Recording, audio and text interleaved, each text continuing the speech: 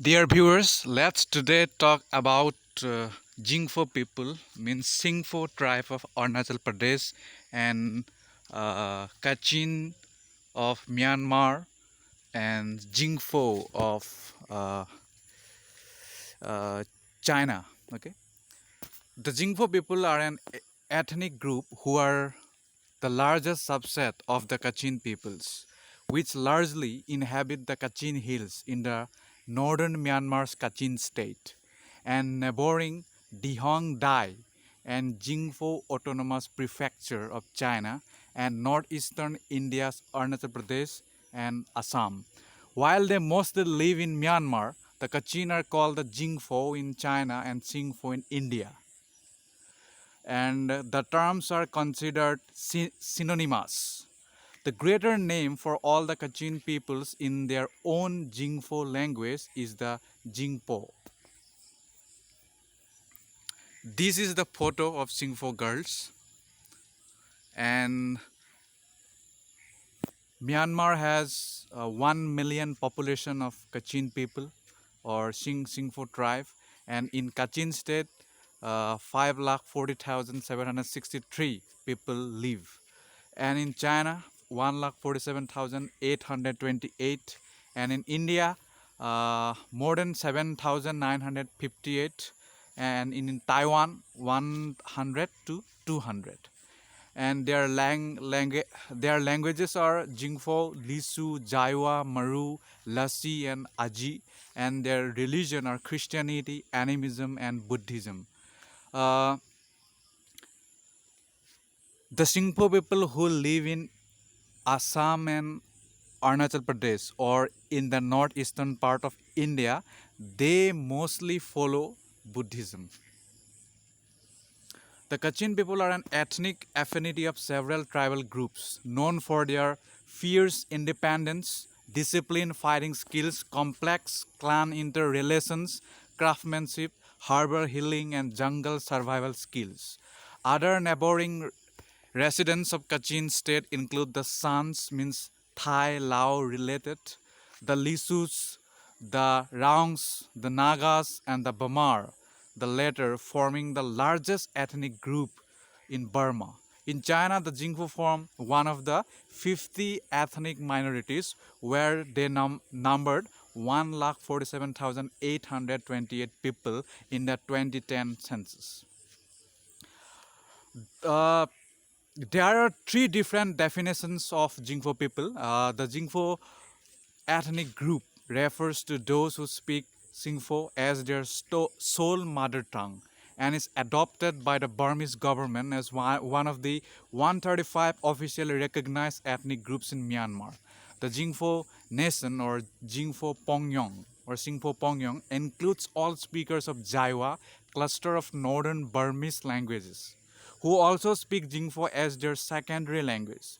This definition is adopted by the Chinese government as one of the 56 officially recognized nations of China. The Jingpho Confederation or Jingpho Wunpung or Singpho Wunpung emerged in 20th century includes also those living in Kachin Hills but previously interacted with Jingpho speakers to a limited scope. This definition is adopted the Burmese government as one of the 8 major national ethnic races of Myanmar. Okay, let's talk about now Myanmar. Myanmar's Kachin or Jingpho. The Kachins claim that the term Kachin is not from their language. Therefore, many of the Kachins only want to use the term Jingpho Wunpung to mean all the Kachin's ethnics, while Jingpho is also used not only to mean one of the Kachin tribe Jingpho, but also to include all the Kachins. The two different categorization schemes complicate the terms Jingpho and Kachin, which also operate as political geography terms of British origin. It was of British origin. In one form of categorization, a variety of different linguistic groups with overlapping territories and integrated social structures are described as a single people. The Jingpho Kachin and In another form of categorization, the native speakers of each language in the area are treated as distinct ethnic groups. Both schemes treat the San people who live in the same or contiguous areas as ethnically distinct.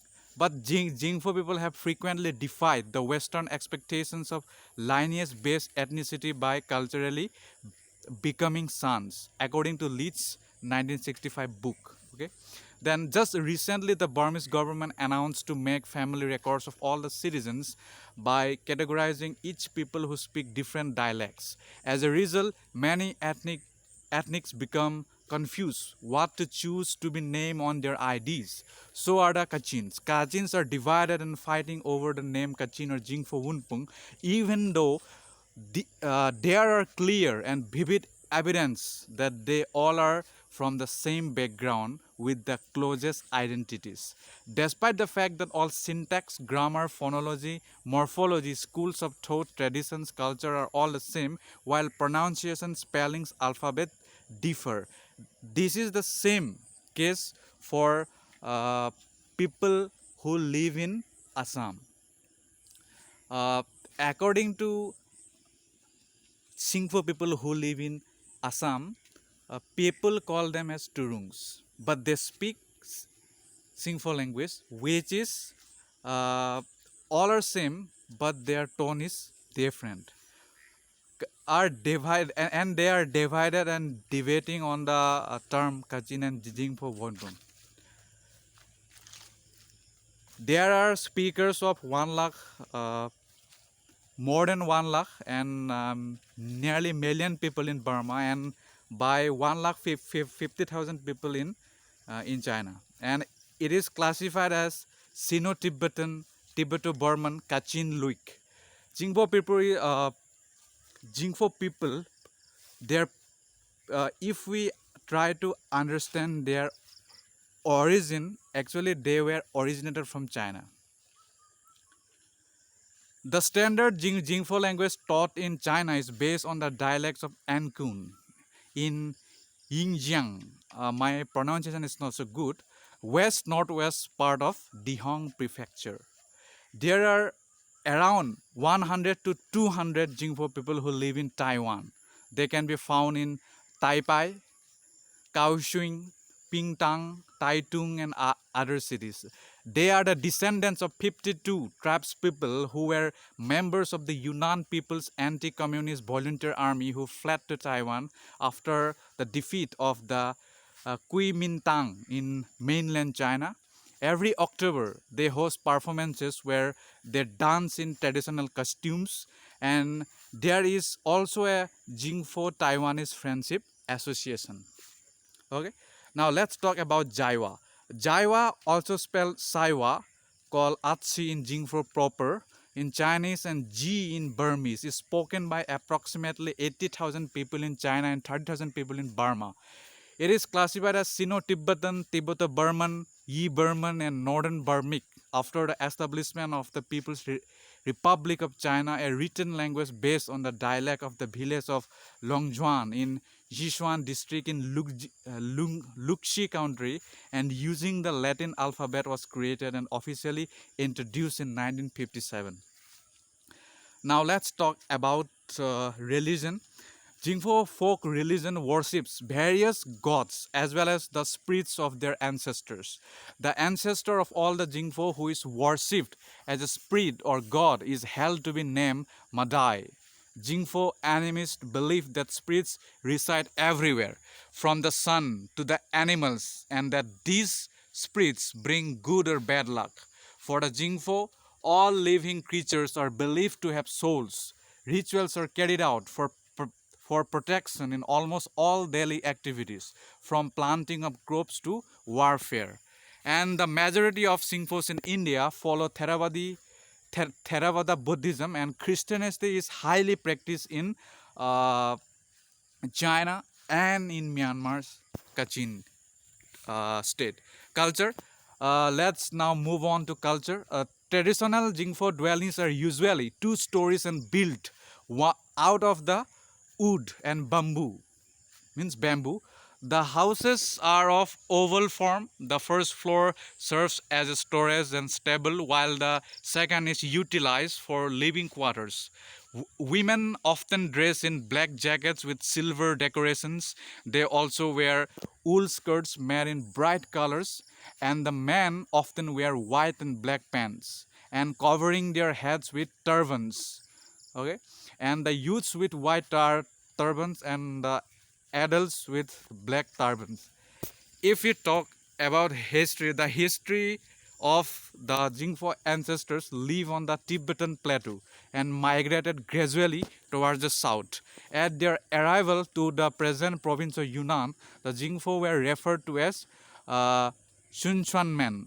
Though I don't know the proper pronunciation of this word, I I'm sorry if I have spoken wrongly or if I have pronounced wrongly. The Jingpho likely related to the neighboring King and Miao people. This is the photo of Kachin tribe depiction from 1900. Let's zoom it out. Yes, you can see this. Okay, now let's move on to the next information. During the 15th and 16th centuries, the Jingpho continued migrating to their present territory. They have received diverse names along the centuries: Ichang, Jeji, and Yeren. The latter name, which was used in China from the Yunnan dynasty to the formation of the People's Republic of China in 1949. And during the British colonial period, some tribes were well migrated into the state, while others operated with a large degree of autonomy. And uh, Kachin people, including those organized as the Kachin levies, provided assistance to the British units fighting the Japanese Imperial Army during World War II. And following the end of World War II and Burma's independence from Britain, long-standing ethnic conflicts between frontier peoples such as the Kachin people and the Burman-dominated central government resurfaced, and the first uprising occurred in 1949. The uprisings escalated following the declaration of Buddhism, which is not practiced by the Kachin people, as a national religion in 1961. However, Kachin people fought both for and against the government during most of the ethnic conflicts.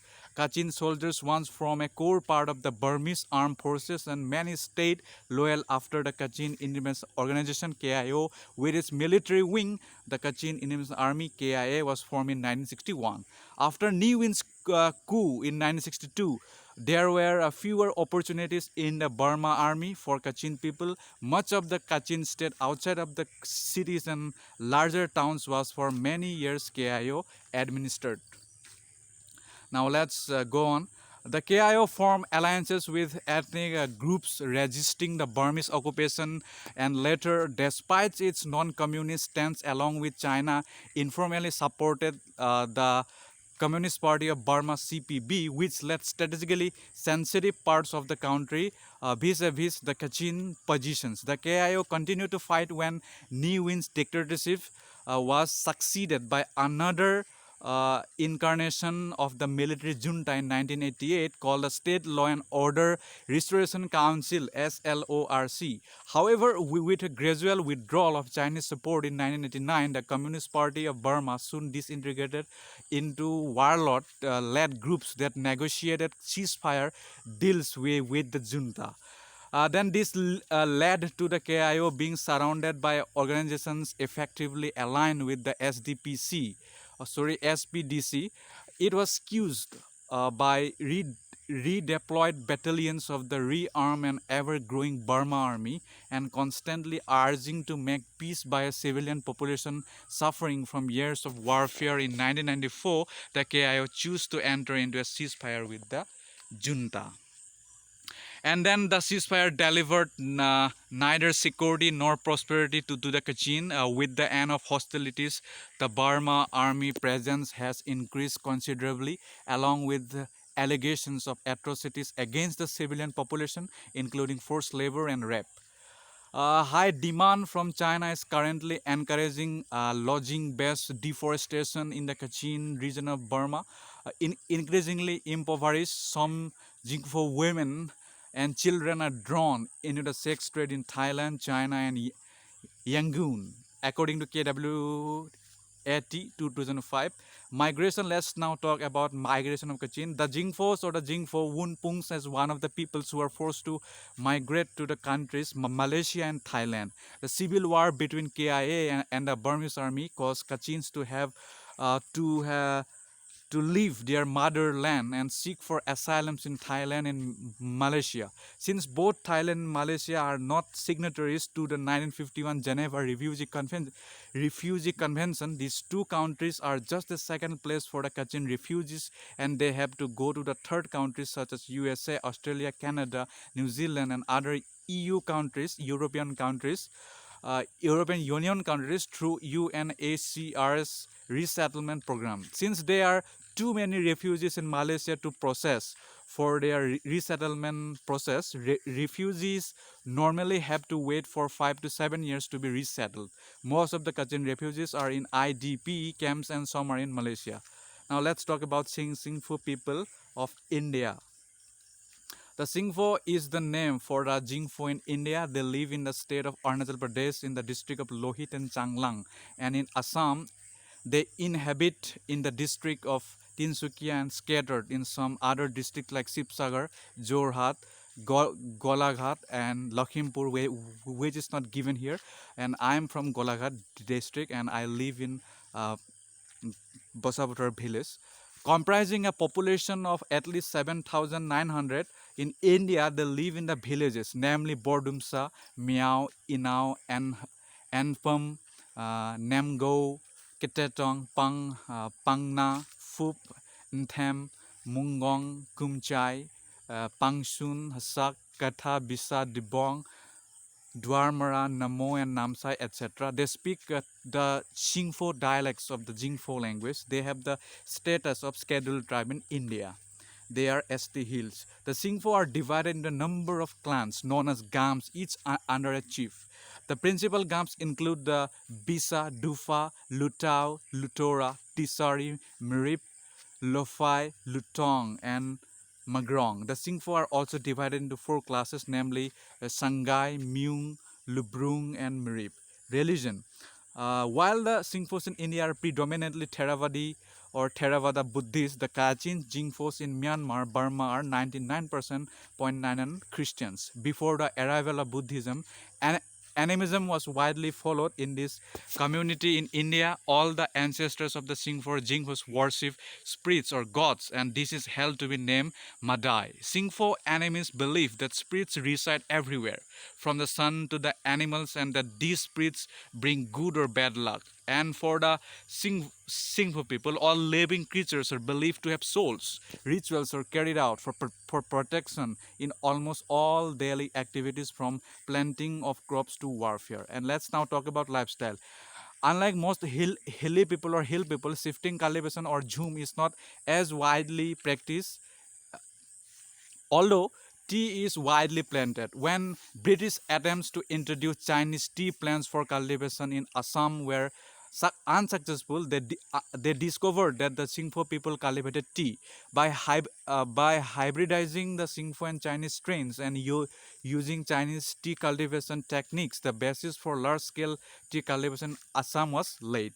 Then the Singpho produced their tea by plucking the tender leaves and drying them in the sun and exposing to the night dew for 3 days and nights.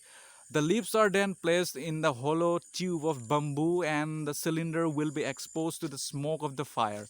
In this way, their tea can be kept for years without losing its flavor. The Singpho also dependent on yams and other edible tubers as their staple food. They are the earliest people to have used tea in India, but there is no substantial documentation of the history of tea drinking in the Indian subcontinent for the pre-colonial period. One can only speculate that tea leaves were widely used in the ancient India since the plant is native to some parts of India. The Singpho tribe and the Khamti tribe inhabits of the regions where the Camellia sinensis plant grew native have been consuming tea since the 12th century. It is also possible that tea may have been used under another name.